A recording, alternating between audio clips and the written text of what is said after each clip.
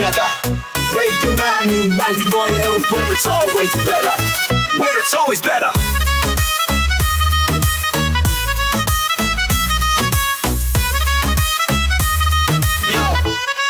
Yo, सुबह का सूरज या शाम का रंग, we bring you joy हर जुबान का धन.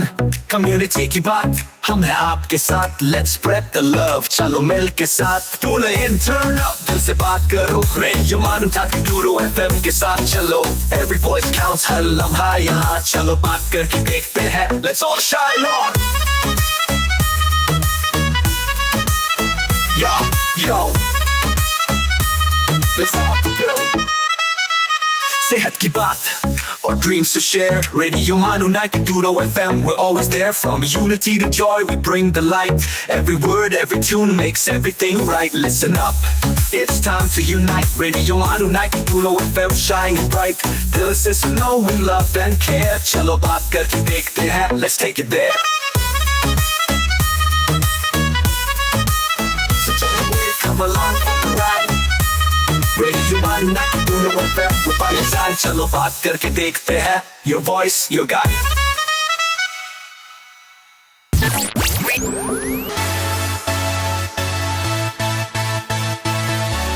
This is Radio Manu 90.0 FM. चलो बात करके देखते हैं. Stay tuned to Radio Manu 90.0 FM.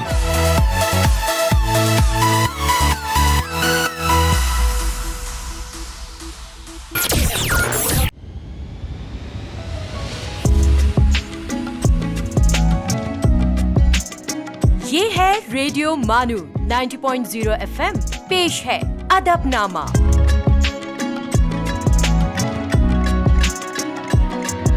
दोस्तों आदाब. अदबनामा के इस खुसूसी प्रोग्राम में आप तमाम लोगों का खैर मकदम है. दोस्तों, जैसा कि आप लोग जानते हैं कि अदबनामा के इस सीरीज़ के तहत हम लोग मुख्तलिफ ज़बानों यानी उर्दू, हिंदी, अंग्रेज़ी और फ़ारसी और अरबी के मुख्तलिफ शाहकारों, मुख्तलिफ लीजेंड्स से आपको रूबरू कराते हैं और दौर हाज़िर के उन शोरा से, उन अदीबों से भी आपको रूबरू कराने की कोशिश करते हैं जिन्होंने अपनी इल्मी और अदबी काविशों से दुनिया भर में अपना नाम रोशन किया है. उन्हीं बैन अक़वामी शोहरत के हामिल शख्सियत में से एक शख्सियत है तारिक कमर साहब, डॉक्टर तारिक कमर साहब. तारिक कमर साहब, आपका हमारे इस खुसूसी प्रोग्राम में खैर मकदम है. बहुत शुक्रिया जनाब इम्तियाज़ आलम साहब, और मैं शुक्रगुजार हूँ कि आपने इस अहम और मखसूस प्रोग्राम अदबनामा में मुझे गुफ्तगू का मौका फराहम किया है. तो जाहिर है ये अदब के किसी भी तालिब इल्म के लिए बड़ा एजाज़ होता है कि अगर किसी दानिशगाह, किसी दर्सगाह के अहम प्लेटफार्म पर कलाम करने का मौका फराहम हो जाए. तो इसके लिए आपका भी शुक्रगुजार हूँ और बिलखुसूस जनाब रिजवान अहमद साहब का भी शुक्रगुजार हूँ कि उन्होंने मुझे बताया था कि इस अंदाज के प्रोग्राम को उर्दू की तरक्की, फलाह, बहबूद और मुख्तलिफ हवालों से जो ये प्रोग्राम आप कर रहे हैं, तो इसकी जाहिर है कि अपनी एक अलग अहमियत है. और जब इस अंदाज की कोशिशें होती हैं तो उसमें कहीं ना कहीं शोरा किराम की, अदीबों की और दूसरे तमाम जो फनकार हो सकते हैं उनकी जिम्मेदारी हो जाती है कि इस अंदाज के प्रोग्राम में वो शिरकत करें और हर मुमकिन ताउन अपना पेश करें. तो मैं हाजिर हूँ जो जी भी जी खिदमत जी जी आप वो मुझे बता जी सकें. जी जी बहुत इम्तियाज. बहुत शुक्रिया आपके इन ज़रीन ख्यालात का. दोस्तों, कबल इसके कि बाज़ाब्ता तौर पर उनसे गुफ्तगू का सिलसिला शुरू करें, मुख्तसरन आपका तारुफ हम अपने सुनने वालों और देखने वालों के सामने पेश करना मुनासिब समझते हैं. डॉक्टर तारिक कमर साहब बैनुल-अक़वामी शोहरत के हामिल एक बाकमाल शायर हैं, लेकिन तारिक कमर साहब पेशे से एक बेहतरीन सहाफ़ी और कलमकार हैं. आपने दर्जनों किताबें और मज़ामीन तहरीर किए हैं, जिनसे आपके कलम की रवानी और सलाहियत का अंदाज़ा होता है. आपकी इन गिराकदर खिदमात की वजह से अमेरिकन यूनिवर्सिटी यूएसए ने आपको डॉक्टरेट की डिग्री से नवाजा है. इसी के साथ-साथ जहाँ तक आपकी तालीमी सफ़र का ताल्लुक है, तो आपने 3 सब्जेक्ट उर्दू, अंग्रेज़ी और सहाफ़त में एमए किया है, मास्टर्स की डिग्री हासिल की है. आपने रोहिलखंड यूनिवर्सिटी से اردو میں PhD بھی کی ڈگری بھی حاصل کی ہے۔ اب تک آپ کے 10 کتابیں منظر عام پر آ چکی ہیں، جن میں شجر سے لپٹی ہوئی بیل، جرم سخن، پتوں کا شور، گنگا جمنا ساحلوں پر، نئی غزل میں امیجری، اور بھی مختلف کتابیں منظر عام پر آ چکے ہیں، جن کو ادیبوں اور شاعروں اور اہل دانش نے خوب سراہا ہے۔ اس کے علاوہ گزشتہ 20 سالوں سے آپ دنیا بھر کے مختلف رسائل اور جرائد میں آپ کی غزلیں اور نظمیں شائع ہوتی رہی ہیں، جو آپ کی مقبولیت کی علامت ہے۔ اس کے علاوہ آپ دنیا کے تقریباً 20 ممالک میں ادبی اور ثقافتی پروگراموں میں اپنے شاعری کا جلوہ بکھیر چکے ہیں۔ ان میں انگلینڈ، قطر، Muscat, Bahrain, Sharjah, Abu Dhabi, Kuwait وغیرہ، اور عراق، پاکستان وغیرہ شامل ہیں۔ آپ کا آبائی وطن سنبھل ہے، اور آپ کے خاندان والے بھی، آپ کے دادا، آپ کے والد صاحب، یہ سب لوگ عربی اور فارسی کے ایک عالم اور صاحب تصانیف رہ چکے ہیں۔ آپ کی انہی علمی اور ادبی کارناموں کے اعتراف میں مختلف ادبی اور ثقافتی تنظیموں نے مختلف انعامات اور اعزازات سے بھی نوازا ہے، جن میں کچھ قابل ذکر ہیں۔ ان میں کچھ سیدہ زینب انٹرنیشنل ایوارڈ، ساقی کوثر ایوارڈ، اور یووا گندھا سمان، اردو ادب ایوارڈ، میر انیس ایوارڈ، اور شہریار غزل ایوارڈ وغیرہ وغیرہ شامل ہیں۔ اور اس میں سر سید احمد ایوارڈ اور BBC کا ایوارڈ بھی شامل ہے، جو آپ کو ابتدائی زمانوں میں عطا کی گئی تھی۔ اس کے علاوہ آپ کو کئی صحافت میں بھی کئی ایوارڈز مل چکے ہیں، جن کی اچھی خاصی فہرست ہے۔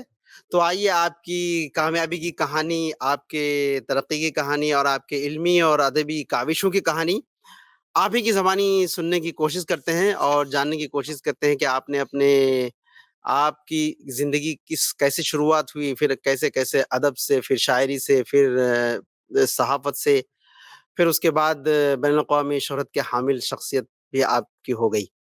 تو طارق صاحب، سب سے پہلے آپ اپنی زندگی کے بارے میں بتائیے۔ ابتدائی زندگی آپ نے تعلیم کہاں سے حاصل کی، کہاں پیدائش ہوئی؟ بہت شکریہ آپ کا امتیاز صاحب۔ دیکھیے، میں عرض کروں آپ سے کہ حالانکہ اتنا طویل تعارف آپ نے پیش کر دیا کہ اس کے بعد میرے بولنے کی گنجائش بھی کم ہی بچتی ہے، تاہم کیونکہ پروگرام کا یہ ایک اہم حصہ ہے، تو میں آپ سے عرض کروں کہ میرا آبائی وطن جو ہے وہ سنبھل ہے، جو کہ بہت تاریخی اہمیت کا حامل ایک شہر ہے، اور میرا وطن ثانی لکھنؤ ہے۔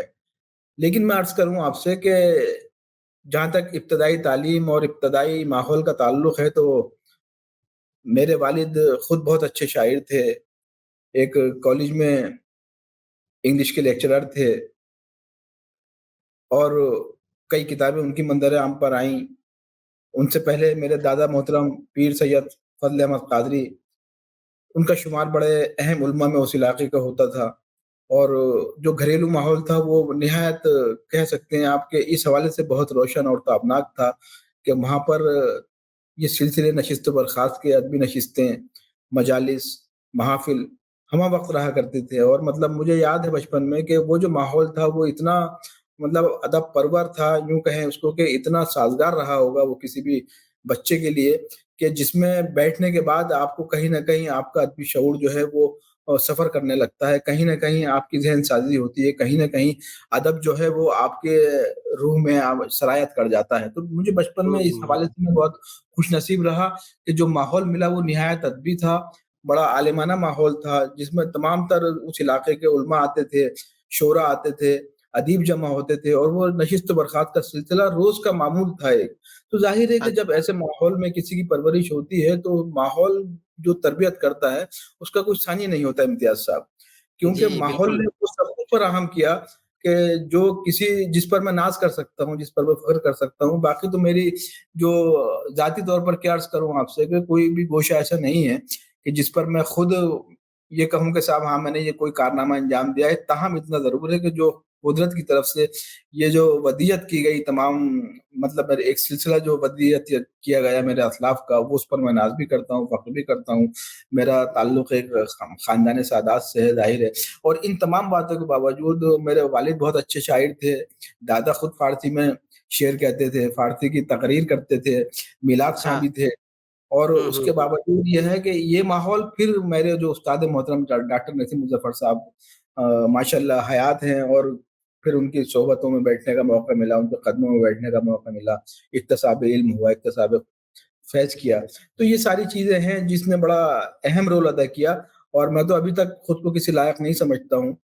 ताहम इतना ज़रूर है कि हाँ, जहाँ-जहाँ भी शिरकत के मौके मिले, ख़्वा वो मुशायरे हों, सेमिनार्स हों या दूसरी अदबी तक़ारीब हों, तो खुदा ने हुँ, बहुत हुँ। नवाज़ा भी, और लोगों की मोहब्बतें भी मुझे हासिल हुईं, और शायद मैं जिसका अहल नहीं था, उससे ज़्यादा मुझे कुदरत ने नवाज़ा।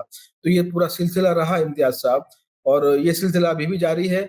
और मैं तो कल भी एक तालिब इल्म था अदब का, आज भी तालिब इल्म हूँ, और आप ऐसे लोगों की सोहबत में बैठ के कुछ न कुछ इक्तिसाब इल्म करता रहता हूँ। जी।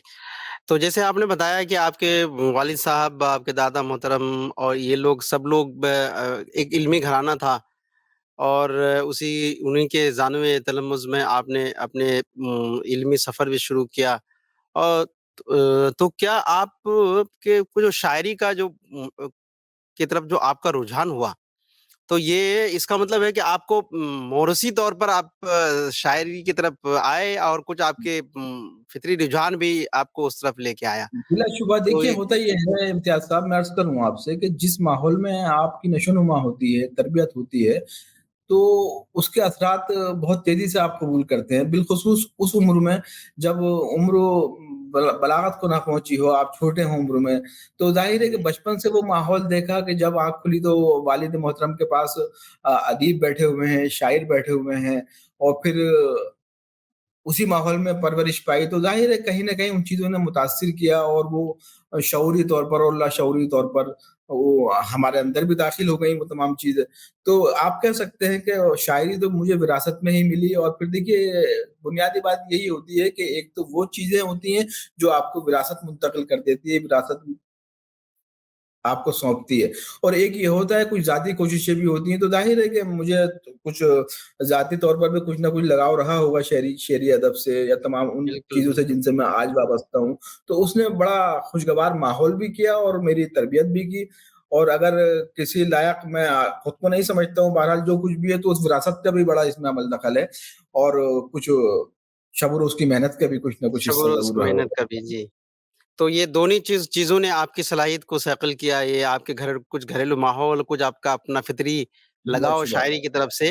यही वजह है कि मैं आपके देख रहा था आपका यूट्यूब में, दुनिया के जो मशहूर मुशायरे हुए हैं, उन सब में आपने अपनी शिरकत की है, और वहाँ आपने दाद व तहसीन हासिल किया है। दोस्तों, अदबनामा में हम बातचीत कर रहे हैं जनाब तारिक कमर साहब से, जो एक बेहतरीन शायर हैं, अदीब हैं, कलमकार हैं, और बेहतरीन सहाफ़ी भी हैं। तो गुफ्तगू का सिलसिला यूँ ही जारी रहेगा। अब लेते हैं एक छोटा-सा break. You are listening to Adabnama, Radio Manu 90.0 FM's Literature and Culture Show.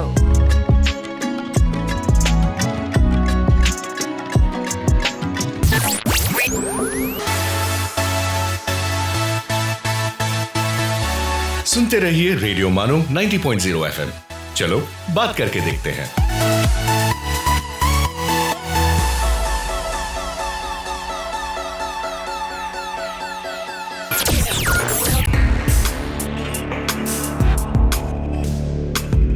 Let's listen to History's Mysteries.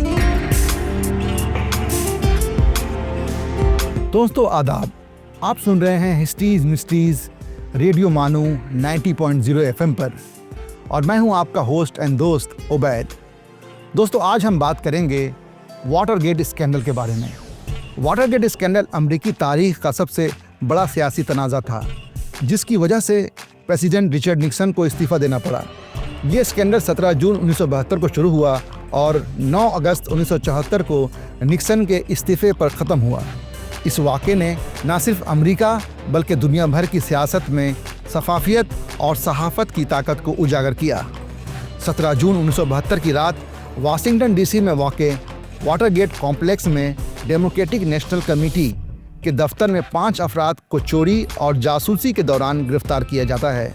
इब्तदाई तौर पर यह मामला एक आम चोरी का समझा गया, लेकिन जल्द ही मालूम हुआ कि इन चोरों का ताल्लुक निक्सन की दोबारा इंतखाबी मुहिम क्रीप यानी कमेटी फॉर द री इलेक्शन ऑफ द प्रेसिडेंट से था। तहकीकात से ये मालूम चला कि ये लोग डेमोक्रेटिक पार्टी के राज चुराने और निक्सन के सियासी हरीफों की जासूसी कर रहे थे। दोस्तों, दरअसल अनकरीब अमरीकी सदर का इलेक्शन होने वाले थे, जिसके पेश नज़र निक्सन हर वो कोशिश कर रहे थे जिससे कि ये इलेक्शन जीता जा सके। इसके लिए उनकी पार्टी से जुड़े लोग अपोजिशन पार्टी डेमोक्रेटिक पार्टी की हर मूवमेंट पर नज़र रखना चाहते थे, जिसके लिए उन्होंने इनके दफ्तर में खुफिया रिकॉर्डिंग डिवाइसेस लगाए और अहम दस्तावेज़ को हासिल करने की कोशिश की, मगर सिक्योरिटी गार्ड फ्रैंक विल्सन की मुस्तैदी की वजह से पुलिस ने इन्हें रंगे हाथों गिरफ्तार कर लिया। दोस्तों, जब जांच हुई तो कई बेहद चौंकाने वाली बातें सामने आई। पता चला कि ये लोग रिकॉर्डिंग डिवाइसेस पहले ही लगा चुके थे, क्योंकि ये डिवाइसेस ठीक से काम नहीं कर रहे थे, जिसे ये लोग ठीक करने के मकसद से इस दिन चोरी छुपे दफ्तर में घुसे थे। दोस्तों, जहां चोरी हुई थी इस कॉम्प्लेक्स का नाम वाटरगेट था। यही वजह है कि इस स्कैंडल को वाटरगेट स्कैंडल कहा जाता है। निक्सन ने दावा किया कि इनका इस चोरी से कोई ताल्लुक नहीं और इंतखाबात में भरपूर मुहिम चलाई और 7 नवंबर 1972 में भारी अक्सरियत से दोबारा सदन मुंतखब हो गए। दोस्तों, ये स्कैंडल कभी बेनकाब नहीं होता अगर वाशिंगटन पोस्ट के 2 तहकीकी सहाफ़ी बॉब वुडवर्ड और कार्ल बैनिस्टीन इस स्कैंडल को बहादुरी और बेबाकी से इन्वेस्टिगेट नहीं करते। इन दोनों ने अपनी तहकीकात के ज़रिए ये इंकशाफ किया कि ये चोरी दरअसल निक्सन इंतज़ामिया के एक बड़े मंसूबे का हिस्सा थी, जिसका मकसद सियासी मुखालिफिन की जासूसी करना था, ताकि इसका फ़ायदा निक्सन को आने वाले इलेक्शन में मिल सके। इस स्कैंडल की संगीनी को देखते हुए अमरीकी सीनेट ने इसकी तहकीकात के लिए सीनेट वाटरगेट कमेटी तश्कील दी, जिसके सरबराह सैमुअल एरविन थे। मार्च 1973 में वाटरगेट केस के एक मुलजिम जेम्स मैकॉर्ड ने अदालत में एतराफ़ किया कि व्हाइट हाउस इस स्कैंडल में बराह रास्त मुलविस था। इस एतराफ़ ने निक्सन हुकूमत की मुश्किलात बढ़ा दी। जुलाई 1973 में एक बड़ा इंकशाफ हुआ।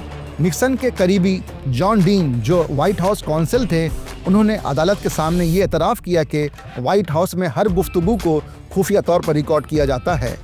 डीन ने कोर्ट से कहा कि अगर इन टेप्स तक रसाई हासिल की जाए तो प्रेसिडेंट के इस जुर्म में शरीक होने का सबूत मिल जाएगा। ये एक बहुत बड़ा धमाका था। अब अदालत ने निक्सन से इन रिकॉर्डिंग्स को पेश करने का मुतालबा किया, लेकिन निक्सन ने इनकार कर दिया और सुप्रीम कोर्ट ने जुलाई 1974 में फैसला दिया कि निक्सन तमाम रिकॉर्डिंग अदालत में पेश करें। दोस्तों, 5 अगस्त 1974 को निक्सन को मजबूरन टेप्स जारी करने पड़े, जिनमें वाज़ेह तौर पर साबित हो गया कि वो वाटरगेट चोरी और तहकीकात में रुकावट डालने में मुलविस थे। उनके खिलाफ इम्पीचमेंट की कार्रवाई का ऐलान किया गया। अवामी दबाव और सियासी बहरान की शिद्दत को देखते हुए 9 अगस्त 1974 को निक्सन ने अमरीकी तारीख में पहली बार किसी प्रेसिडेंट के तौर पर इस्तीफ़ा दे दिया। इसके बाद जेराल्ड फोर्ड यूएस के प्रेसिडेंट बने और निक्सन को कानूनी कार्रवाई से माफ़ी दे दी। दोस्तों, वाटरगेट स्कैंडल ये साबित करता है कि कोई भी इंसान कानून से बालातर नहीं, चाहे वो दुनिया के सबसे बड़े ताकत का सदर ही क्यों ना हो। और वहीं इसने हमें इन्वेस्टिगेटिव सहाफ़त की ताकत का लोहा भी मनवाया और दुनिया को ये भी बताया कि सहाफ़त सिर्फ खबरें देने का काम नहीं, बल्कि सच को सामने लाने का एक हथियार भी है।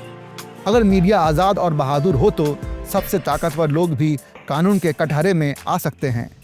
दोस्तों, आप सुन रहे थे हिस्ट्रीज मिस्ट्रीज अपने मेज़बान उबैद के साथ। आपसे फिर मुलाकात होगी अगले प्रोग्राम में।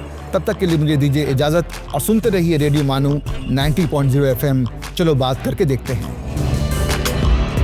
आप सुन रहे थे histories mysteries.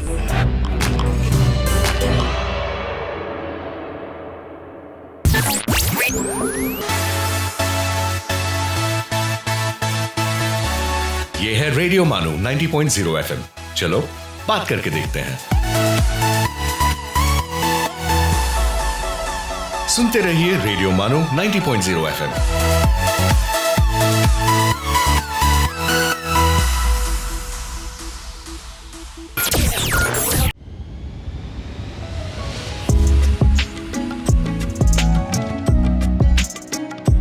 are listening to Adabnama, Radio Manu 90.0 FM's Literature and Culture Show.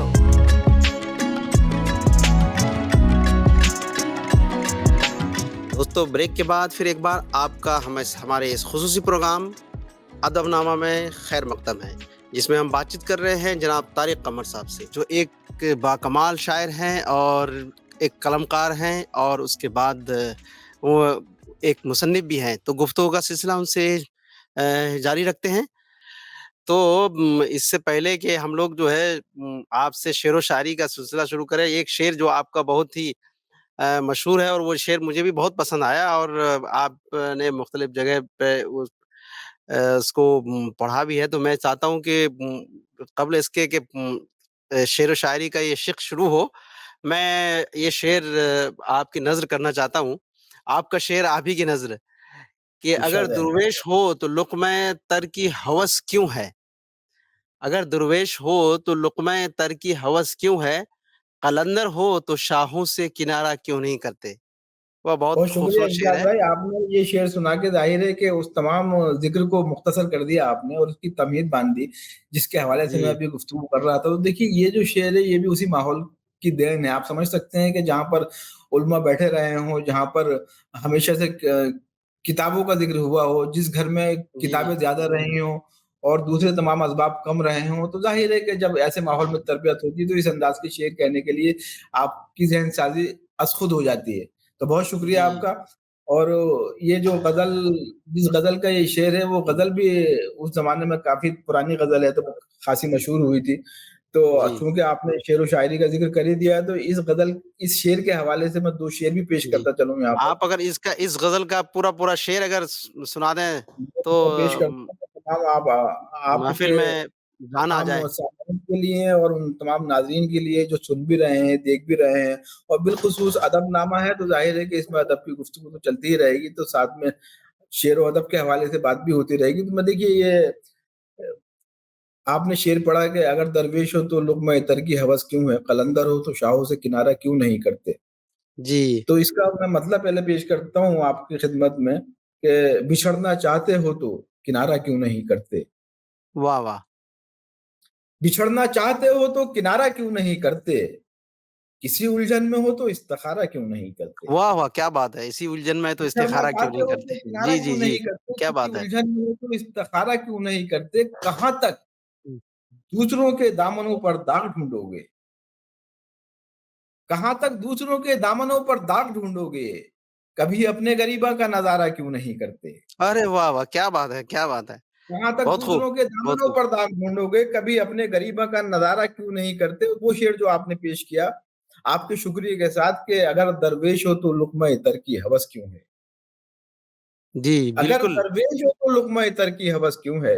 कलंदर हो तो शाहों से किनारा क्यों नहीं करते?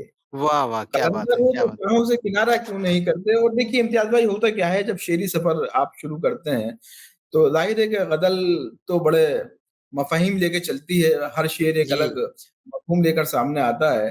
तो हुँ, इसी हुँ। में कहीं न कहीं हम जिन राहों से गुज़रते हैं, ज़हन जिन राहों से गुज़रता है, जहाँ-जहाँ का सफ़र करता है, तो देखिए इसमें एक शेर हुआ, और वो सियासी पस-मंज़र भी उस शेर का समझेंगे आप, कि जी, जी, जी। मैं अर्ज़ करता जो हूँ वो आपसे बहुत कि हाँ, मुलाहज़ा फ़रमाएँगे ख़ास तौर से कि हुँ, अगर दरवेश हो तो लुक़्मा तर की हवस क्यों है, कलंदर हो तो शाहों से किनारा क्यों नहीं करते। शेर ये अर्ज़ करता हूँ कि वो तुमको छोड़कर खुश है, बहुत हुँ। खुश है, यही सच है। ओहो! वो वो तुमको तुमको खुश छोड़कर खुश है, बहुत खुश है, यही सच है। तुम इस सच्चाई को लेकिन गवारा क्यों नहीं करते। क्यों नहीं करते? वाह, वाह, वाह! क्या बात है! तुम इस सच्चाई को बहुत खूब। लेकिन गवारा क्यों नहीं करते। तो ये वो आपने जो शेर याद दिलाया, उसके हवाले से ये ग़ज़ल मैंने पेश की। खुदा करे कि आपके तमाम नाज़रीन को और सामईन को अच्छी लगी हो, पसंद आ बिल्कुल, जाए। बिल्कुल मैं भी ये गज़ल समझूँगा कि आपकी आप मशहूर ज़माना गज़ल है और आपका वो शेर भी मुझे बहुत अच्छा लगा और मैं चाहता हूँ कि वो शेर भी आपके सामने मैं आपकी नज़र कर दूँ कि किस सलीक़े से मुझे क़त्ल किया है तुमने। ये शेर तो बिल्कुल मुझे अछूता लगा। हाँ, किस मुझे क़त्ल किया है तुमने, अब भी दुनिया ये समझती है कि ज़िंदा हूँ मैं। जी, बिल्कुल नए हाँ, अंदाज़ का शेर है, बिल्कुल। बिल्कुल नए अंदाज़ का शेर है, बहुत शुक्रिया बिल्कुल। आपका, बड़ी नवाज़िश है आपकी इम्तियाज़ साहब। तो ज़ाहिर है कि देखिए, اب جہاں تک شعر و شاعری کا تعلق ہے تو جو اس زمانے میں شعر و شاعری ہو رہی ہے، اچھا ہر جو نئی نسل ہوتی ہے وہ اپنے تمام مسائل بھی لے کے آتی ہے، ان کے حل بھی لے کے آتی ہے، اپنے گرد و پیش کے جو موضوعات ہوتے ہیں ان پر بھی بات کرتی ہے، ان مسائل کو بھی نظم کرتی ہے، کبھی کبھی ان کا حل بھی پیش جی کرتی ہے. تو دیکھیے ہماری شاعری کا سلسلہ بھی ایسے ہی رہا کہ بڑے اہم لوگوں سے متاثر بھی رہے اور پھر کوشش یہ کی کہ ان سے متاثر تو ہوں، لیکن جب کہیں شعری اظہار کا موقع آئے تو اس میں کہیں نہ کہیں اپنا لہجہ برقرار رہے، اس میں کہیں نہ کہیں جی وہ بالکل تمام چیزیں ملحوظ رکھنے کی کوشش کی کہ جن کی بنیاد پر اپنی کوئی اگر شناخت قائم ہو سکتی ہے تو ہو جائے. تو جیسے آپ نے یہ شعر پڑھا تو ظاہر ہے یہ شعر میں نے مختلف ممالک میں پڑھا ہے، بڑا پسند کیا جاتا ہے اور جی. مجھے بھی پسند تھا یہ شعر. تو دیکھیے اس کا بھی اس کے اگر یہ آپ اگر عنایت ہو یہ پوری غزل اگر یا ان کے میں کچھ اشعار اگر عنایت ہو شعر تو میرے اچھا ہے. ذہن میں ہے، میں آپ کو سنا دیتا ہوں کہ اس کا بھی مطلب میں آپ کو سنا دیتا ہوں کہ اس نے ایک بار بھی پوچھا نہیں کیسا ہوں میں. اوہ ہو واہ کیا بات ہے. اس نے اس ایک نے بار ایک بھی بار بھی پوچھا نہیں. پوچھا نہیں کیسا ہوں میں، خود کو بھی جس کے لیے ہار کے بیٹھا ہوں میں. اوہ ہو کیا بات اس ہے. نے اور ایک یہ تو بار بھی پوچھا بہت نہیں اچھا شعر ہے. کیسا ہوں میں، بہت اچھا. اس نے جی ایک بار بھی پوچھا نہیں کیسا ہوں میں، خود کو بھی جس کے لیے ہار کے بیٹھا ہوں میں. اور شعر جی سنیں گے آپ کہ کہیں نہ کہیں جو ہمارے اندر کا کرب ہوتا ہے نا وہ اس کا اظہار بھی شعروں کے ذریعے ہوتا رہتا ہے وقتاً فوقتاً. تو یہ شعر بھی جی جی جی دیکھیں آپ کے آپ کو کہیں مقبولیت کی، شہرت کی، شناخت کی کچھ قیمتیں بھی آپ کو چکانی پڑتی ہیں. جی مولانا فرمائیں گے کہ میں شعر پیش جی کرتا ہوں بالکل کہ آتا ہوں. خود کو بھی جس کے لیے ہار کے بیٹھا ہوں میں، پھول ہونے کی سزا خوب ملی ہے مجھ کو. پھول جی ہونے کی سزا پھول ہونے کی سزا خوب ملی ہے مجھ کو، شاخ سے ٹوٹ کے گلدان میں رکھا ہوں. اوہ ہو پھول کیا بات ہونے ہے. کی کیا سزا بات ہے. خوب یہ ملی بالکل ہے مجھ اچھوتا کو، مضمون ہے. شاخ سے بالکل. ٹوٹ کے گلدان میں رکھا ہوں میں. اور امتیاز بھائی یہ جو نوسٹالجیا ہے ہماری پوری نئی نسل کا، اور دیکھیے جی کبھی کبھی ہم جب اپنے ماضی کو دیکھتے ہیں تو لگتا ہے کہ ہم نے کتنے خوبصورت سفر کیے ہوں گے، ہمارے سفر اسلاف کی. نے کتنی جی روشن زندگی گزاری ہوگی، کیسا خوبصورت ماحول رہا ہوگا.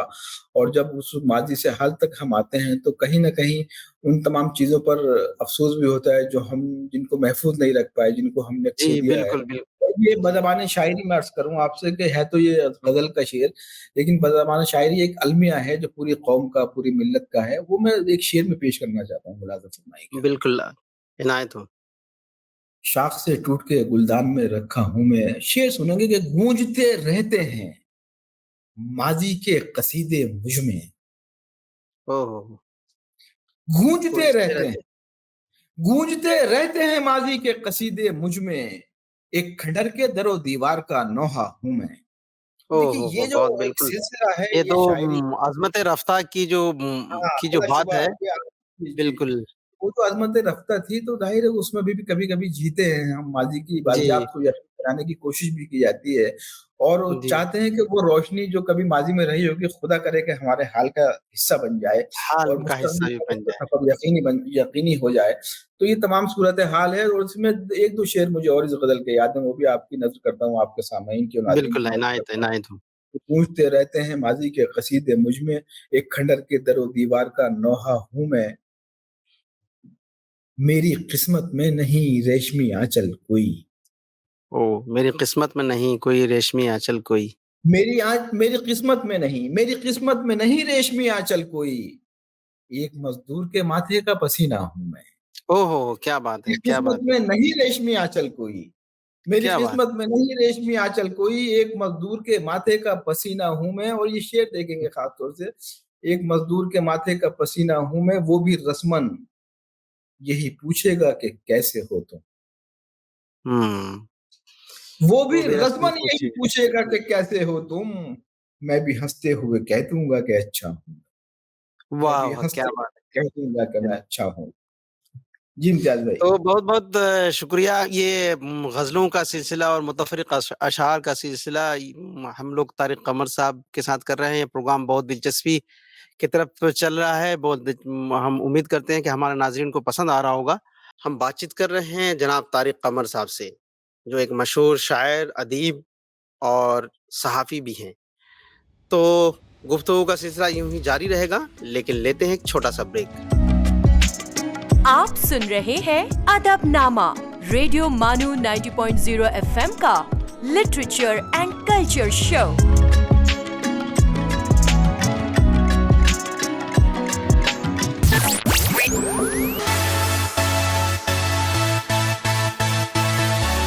Keep listening to Radio Manu 90.0 FM. चलो बात करके देखते हैं।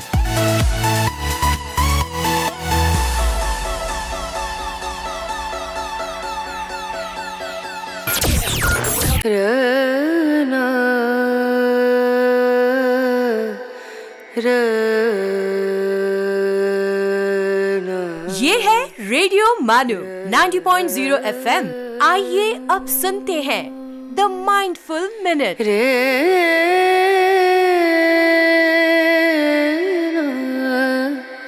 A quote by Ayn Rand: "The question isn't who is going to let me, it's who is going to stop me."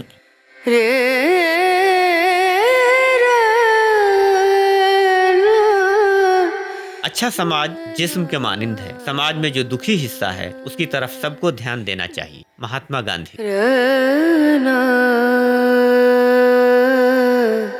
Ram Pratap Tripathi कहते हैं, मित्रों का उपहास करना उनके पावन प्रेम को खंडित करना है। मित्रों का उपहास करना उनके पावन प्रेम को खंडित करना है। This is Radio Manu 90.0 FM. You were listening to the Mindful Minute.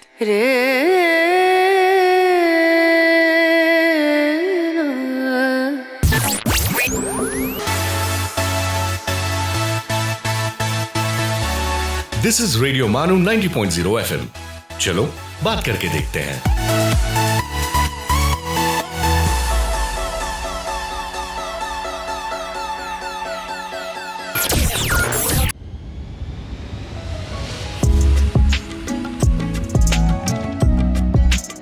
आप सुन रहे हैं अदबनामा, रेडियो मानू 90.0 एफएम का लिटरेचर एंड कल्चर शो।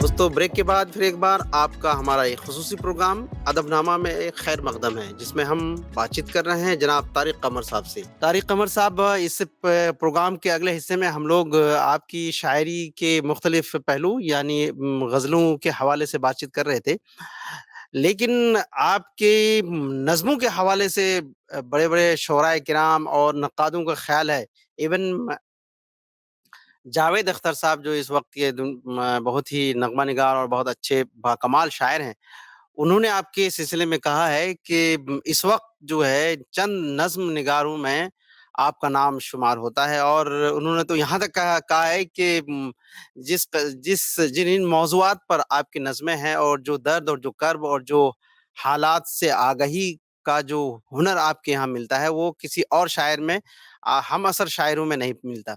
तो आपके नज़्म के हवाले से हम लोग बातचीत करने की कोशिश करेंगे। तो मुख्तसरन आप नज़्में तो हम लोग सुनेंगे ही सुनेंगे। एक आप हमारे नाज़रीन को, हमारे सामईन को थोड़ा बताएँ कि आपके नज़्मों का जो की जो हैयत है या आपके जो मज़ामीन हैं, जो टॉपिक्स हैं, वो क्या हैं अक्सर? किन-किन मौज़ूआत को आपने टच देखिए, करने की बड़ा कोशिश की? अहम सवाल आपने किया है इम्तियाज़ भाई।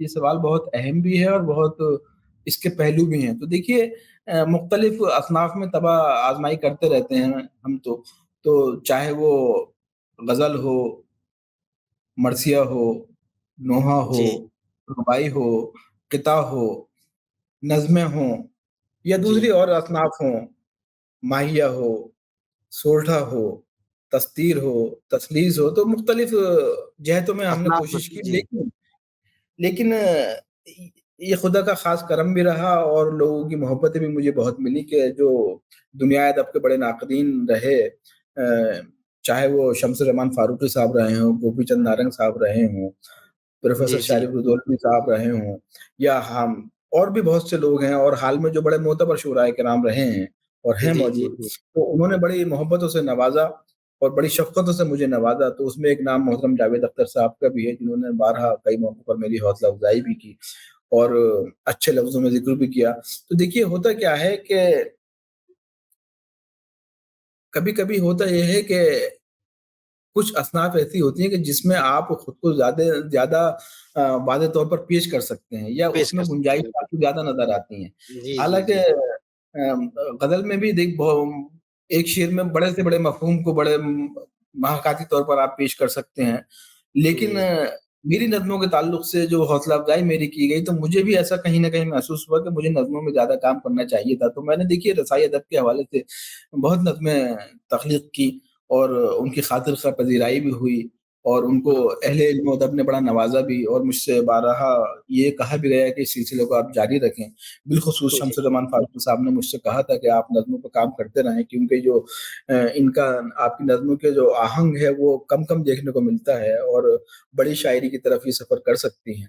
تو بڑے لوگوں کے اپنے طریقے ہوتے ہیں حوصلہ افزائی کرنے کے، تو حالانکہ میں تو ابھی کسی لائق خود کو سمجھتا نہیں، تاہم اتنا ضرور ہے کہ میں نے کچھ نظمیں جب مشاعروں میں پڑھی تو لوگوں نے بہت پسند کی اور ایک نظم تھی میری وہی خدا ہے.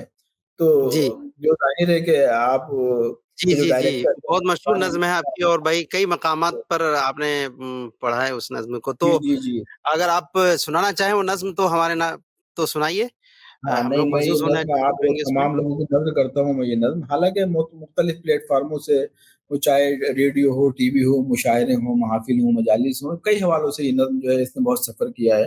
لیکن چونکہ ادب نامہ بہت اہم پروگرام ہے اور ظاہر ہے کہ اس کو بہت اہم لوگ ترتیب دے رہے ہیں انکلوڈنگ رضوان احمد صاحب اور امتیاز صاحب کے علاوہ بھی پوری ٹیم کام کر رہی ہے اور تمام وہ ٹیم ہے جو کہیں نہ کہیں جن کے ہم مداح ہیں یا کہیں نہ کہیں وہ ہماری شاعری پسند کرتے ہیں. جی تو جی دیکھیے یہ نظم میں سناتا ہوں آپ کو، اس کا بالکل عنوان ہے وہی ارشاد خدا ارشاد. ہے. جی تو یہ بیسیکلی امتیاز صاحب یہ تردید سے اور تائید تک کا سفر ہے. تو ہو کبھی ہو کبھی آپ دیکھتے ہیں کہ جو ہماری تاریخ ہے تو اس میں کچھ لمحے ایسے آتے ہیں کہ جو صدیوں پر محیط ہو جایا کرتے ہیں وہ لمحے، اور بالکل. پھر ان لمحوں پر صدیاں ناز کرتی ہیں. تو اپنی تاریخ سے ایک لمحہ اٹھا کر اس کو نظم تخلیق کرنے کی کوشش کی تھی، میں پیش کرتا ہوں، ملاحظہ فرمائیے. بالکل بالکل عنایت. اس نظم کا عنوان ہے وہی خدا ہے. نہ مسجدوں میں نہ مندروں میں، نہ ممبروں پر نہ سیڑھیوں پر، نہ گنگا جمنا کے ساحلوں پر، کہیں بھی اس کا پتہ نہیں ہے، خدا نہیں ہے. ہو نہ مندروں میں نہ مسجدوں میں نہ ممبروں پر نہ سیڑھیوں پر، نہ گنگا جمنا کے ساحلوں پر، کہیں بھی اس کا پتہ نہیں ہے، خدا نہیں ہے. اگر خدا ہے تو زندگی کو ترستی آنکھوں میں بے یقینی کے خواب کیوں ہیں؟ بہت خوب بہت خوب. اگر خدا ہے تو زندگی کو ترستی آنکھوں میں بے یقینی کے خواب کیوں ہیں؟ جی مہاجرین وفا کے قدموں سے کیوں لپٹتی ہے بے زمینی؟ مسافرین خدا کے حق میں عذاب کیوں ہیں، عذاب کیوں ہیں؟ بالکل. واہ کیا بات ہے کیا بات ہے. خدا ہے تو آدمی کے لہو کا سیلاب کیوں رواں ہے؟ کیا اگر بات خدا ہے تو آدمی کے لہو کا سیلاب کیوں رواں ہے؟ اگر خدا ہے تو شام و کوفے میں کیوں اسیروں کا کارواں ہے؟ کیا بات ہے. اگر خدا ہے تو حق پرستوں کے حق میں زنجیر کس لیے ہے؟ اگر خدا ہے تو حق پرستوں کے حق میں زنجیر کس لیے ہے؟ زنجیر اگر کیوں خدا کیا ہے تو قید خانے میں ایک بچی کی فغان شبگیر کس لیے ہے؟ ہو کیا بات ہے کیا بات ہے. یقیناً. اگر خدا ہے تو حق پرستوں کے حق میں زنجیر کس لیے ہے؟ اگر خدا ہے تو قید خانے میں ایک بچی کی فغان شبگیر کس لیے ہے؟ اگر خدا ہے تو دستے سفاق تتلیاں کیوں مسل رہے ہیں؟ کیا کیا بات. اگر خدا یقیناً ہے تو کیا دستے سفاق تتلیاں کیوں مسل رہے ہیں؟ اگر خدا ہے تو کیوں یہ جگنو سیاہ ضمیری کی مٹھیوں میں مچل رہے ہیں؟ اگر خدا ہے تو کیوں یہ جگنو سیاہ ضمیری کی مٹھیوں میں مچل رہے ہیں؟ اگر خدا ہے تو کیوں یہ جگنو سیاہ ضمیری کی مٹھیوں میں مچل رہے ہیں؟ اگر خدا ہے تو پھر یہ بندشیں آپ کیوں ہے؟ بالکل بالکل. تو دیکھیے یہ یہاں تک تو نظم چلتی ہے امتیاز بھائی، جی اور یہاں کے بعد جو ایک گریز ہے نظم کا، جی تو وہ گریز اسی لمحہ فکریہ تک لے جاتا ہے لوگوں کو جی جی جو جی جی. باقاعدہ نظم کی تخلیق میں بنیادی رول اور بنیادی کردار ادا کرتا ہے. اگر خدا اچھا. ہے تو قید خانے میں ایک بچی کی فغان شبگیر کس لیے ہے؟ اگر خدا ہے تو پھر یہ تعبیر خواب کیوں ہے؟ بندش آپ کیوں ہے؟ ہزاروں شمر و جدید اب تک ہمیں ہی کیوں پیاسا مارتے ہیں؟ لہو کے چڑھتے ہوئے سمندر یہ کس خدا کو؟ اگر خدا ہے تو پھر یہ تعبیر خواب کیوں ہے؟ بندش آپ کیوں ہے؟ ہزاروں شمر و جدید اب تک ہمیں ہی کیوں پیاسا مارتے ہیں؟ لہو کے چڑھتے ہوئے سمندر یہ کس خدا کو پکارتے ہیں؟ کیا الفاظ کی بندشیں بھی بہت اچھی ہے، بہت اچھی ہے بندشیں. خدا ہے مگر خدا ہے وہ ایک لمحہ جو عقل و دانش سے ماورا ہے، جسے سمجھنے کی جستجو میں زمانہ صدیاں لگا چکا ہے. وہ ایک آنسو جو ظلمتوں کا جواب بن کر کسی کی آنکھوں سے گر پڑا ہے. وہ ایک جذبہ جو زیر خنجر بشکل سجدہ ادا ہوا ہے، بتا رہا ہے کہیں خدا ہے، یہیں خدا ہے، یقین خدا ہے. بالکل بالکل یقیناً بتا رہا ہے کہیں خدا ہے، یہیں خدا ہے، یقین خدا ہے. یہ فرق اتنا کہ آج انسان اپنے اندر کی اپنے باہر کی کربلاؤں سے منحرف ہے. یہ فرق اتنا کہ آج انسان اپنے اندر کی اپنے باہر کی کربلاؤں سے منحرف ہے، مگر نہ سچ ہے وہ ایک لمحہ جو ہم سے احساس مانگتا ہے، وہی خدا ہے، وہی خدا ہے، وہی خدا ہے، وہی خدا ہے. بہت اچھا، بہت اچھا، بہت یقیناً بہت ہی معرکۃ الآراء نظم ہے، اور ہم لوگ تو بہت محظوظ ہو رہے ہیں. امید کرتے ہیں کہ ہمارے ناظرین، ہمارے سامعین بھی محظوظ ہو رہے ہوں گے. میں کر رہا تھا امتیاز بھائی کہ یہ نظموں کا سلسلہ شروع ہوا تو یہ کربلائی محاکات جو ہیں وہ نظموں میں شامل ہوئے. اس انداز کی اور بھی بہت سی نظمیں میں نے کہیں. جی آپ کی نظموں کا جو ہے، میں آپ کے مضامین دیکھ رہا تھا تو آپ کی نظموں میں درد جو ہے وہ درد بالکل حالات حاضرات سے ایسے میل کھاتے ہیں کہ کچھ نظمیں تو میں پڑھتا چلا جا، آپ کے میں دیکھ رہا تھا تو میں پڑھتا چلا گیا. جیسے سسکتی مظلومیت کے نام، وہ نظم تو مجھے ایک ایک حرف، ایک ایک جو مصرع ہے وہ آج کے حالات پر بالکل صادق آتا دکھائی دیا. ایک دم جو سسکتی مظلومیت کے نام جو آج بین الاقوامی طور پر جو ظلم اور زیادتی اور طاقت کا جو بول بالا ہے، وہ نظم پوری پوری ایک داستان ہے، ایک تاریخ ہے پوری کی پوری. تو اس طرح کے اس کے بعد جو ہے آپ کی دوسری نظم جو عزم ہے، وہ پورا کا پورا کربلا کا نقشہ ہے، وہ بھی نظم مجھے بہت پسند آئی. جی اور وہ نظم بھی اگر آپ سنا دینا چاہیں کہ کس شان سے جیتے تھے یہاں خار ہوئے کیوں، اگر وہ آپ سنانا چاہیں، وہ نظم بھی مجھے بہت بنیادی بیسیکلی میں عرض کروں آپ سے کہ دیکھیے کہ میں وہ نظم کیا بلکہ وہ ایک زوال نامہ ہے، اس کا عنوانی زوال نامہ رکھا تھا میں نے اس نظم کا. اور جو حالات گزرے ہیں جی، تو جو قوم و ملت کے حالات گزرے تو اس حوالے سے وہ میں نے نظم خاصی طویل ہے، لیکن چونکہ آپ نے کچھ ہو جائے تو اچھا ہے. میں ہاں دیکھیے 2-3 بند میں آپ کو سنا دیتا ہوں، طویل نظم ہے لیکن 2-3 بند سنا دیتا ہوں آپ کو. ہاں میں پیش کرتا ہوں. دیکھیے یہ نظم ہے، اس کا عنوان تھا زوال نامہ. اس کے 2-3 بند میں آپ کو سنا دیتا ہوں تو اسی سے اندازہ ہو جائے گا تمام ناظرین کو اور سامعین کو کہ کس نہج کی نظم ہے اور کیا کچھ پیغامات لے کر سامنے آئی ہوئی یہ نظم. کہ تاریخ کبھی مظلوم کا نوحہ بھی لکھو گے یا بزدر دولت کا قصیدہ ہی لکھو گے، انگشت نمائی صدا غیار پہ ہوگی یا جرم کبھی کوئی تم اپنا بھی لکھو گے. چھوڑو یہ قصیدہ کوئی حق بات بھی لکھو، چھوڑو یہ قصیدہ کوئی حق بات بھی لکھو، جو دل پہ گزرتے ہیں وہ صدمات بھی لکھو، کچھ اپنی تباہی کے بھی اسباب لکھو. اب جس باب پہ شرمندہ ہو وہ باب لکھو، اب مخدوش کیوں ممبر و محراب لکھو، اب سونے جو نہیں دیتے وہ خواب لکھو. اب لکھو تو کبھی آج یہ حالت ہے تو کیوں ہے، ہر کام پہ تحقیر ہے ذلت ہے تو کیوں ہے. لکھو تو کبھی آج یہ حالت ہے تو کیوں ہے، ہر گام پہ تحقیر ہے ذلت تو ہے تو کیوں ہے. کیوں آج وفاؤں کے بھرم ٹوٹ رہے ہیں، کیوں تم پہ ہی یہ ظلم و ستم ٹوٹ رہے ہیں. جس قوم کی میراث تھے یہ علم و شجاعت، کیوں اس پہ ہی شمشیر و قلم ٹوٹ رہے ہیں. کس شان سے جیتے تھے یہاں خوار ہوئے کیوں، سوچو تو کبھی حاشیہ بردار ہوئے کیوں. واہ واہ واہ، بہت سوچو تو کبھی حاشیہ بردار ہوئے کیوں. دیکھیے یہ ایک بند ہے، خاص طور سے یہ آپ کے تمام ناظرین کی نظر کرنا چاہتا ہوں میں کہ مقصود جو خوشنودی قاتل ہے تمہاری، تم خوش ہو کہ کشتی سرے ساحل ہے تمہاری، عقبہ کی تمنا کہاں حاصل ہے تمہاری، کرسی کی طلب آخری منزل ہے تمہاری. تم اپنے ضمیروں کی تجارت میں پڑے ہو कहाँ से लिए? दरबारे सियासत में खड़े। ये नज्म है और जाहिर है कि ये नज्म इसने बड़ा तवील सफर तय किया और मैंने जी, कई जी, मुकामात जी। पर पढ़ी तो लोगों ने फरमाइश जी। भी की इसकी, और जाहिर है कि ज़वालनामा इसका उन्वान है, तो उसी हवाले से जो कुछ भी जी, जी, जी, हम जी। लेकिन मैं ज़वाल का आप जो वो लास्ट का बंद का तो मुझे एग्ज़ैक्टली याद नहीं आ रहा है। लेकिन इस ज़वालनामा में भी आपने एक उम्मीद की किरण लास्ट में जो वो बंद पेश किया है, वो भी बहुत अच्छा है। कि ये सारी हाँ, चीज़ें तो है ही, आप ज़वाल व असबाब तो जी, हैं ही, जी। जी, जी, लेकिन जी। ऐसा भी नहीं है कि ये ज़वाल ख़त्म नहीं हो सकता और ये ज़वाल कब ऐसी भी कोई शाम हो जिसकी सहर न हो, वो भी आपने इसमें पेश करने की कोशिश की है।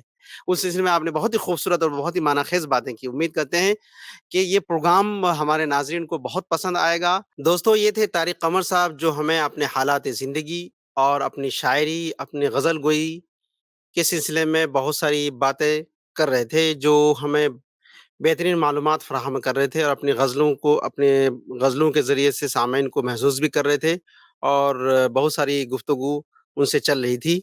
उम्मीद करते हैं कि ये प्रोग्राम आप लोगों को बहुत पसंद आया होगा और उनकी शायरी भी से आप महसूस हो रहे होंगे। लेकिन गुफ्तगू का सिलसिला दूसरे एपिसोड में भी उनसे जारी रहेगा, जिसमें हम उनकी ख़ुसूसी तौर पर उनकी नज़्म निगारी और शायरी की पैकर तराशी के बारे में उनके क्या ख़यालात हैं और उनके बारे में जानने की कोशिश करेंगे और ये भी जानेंगे दूसरे उस एपिसोड में कि हिंद-पाक बरसग़ीर हिंद-पाक में जो नई नस्ल शायरी कर रही है, उनका कैनवस कैसा है और उनकी शायरी का मेयार कैसा है। तो आज के प्रोग्राम में बस इतना ही। दीजिए मुझे इजाज़त। आदाब। You were listening to Adabnama on Radio Manu 90.0 FM. चलो बात करके देखते हैं।